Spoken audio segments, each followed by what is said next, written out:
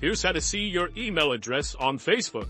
Now, if you're not necessarily sure which email address is associated with your Facebook account, you can always find that directly in the Facebook app. So I'll show you how to do it. Let's hop into Facebook here and tap on the menu at the bottom right. Now, let's tap on that gear icon at the top right.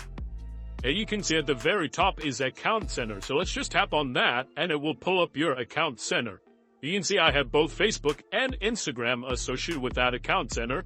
But I can tap on Personal Details here midway down and then Contact Info at the top. This will show me every single email address and phone number associated with my accounts.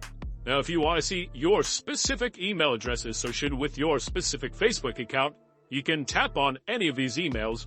You can see on here, this email address is associated with my Facebook account and not my Instagram account. So I can go back here and tap on my second email address. You can see this is associated with both my Facebook and Instagram account.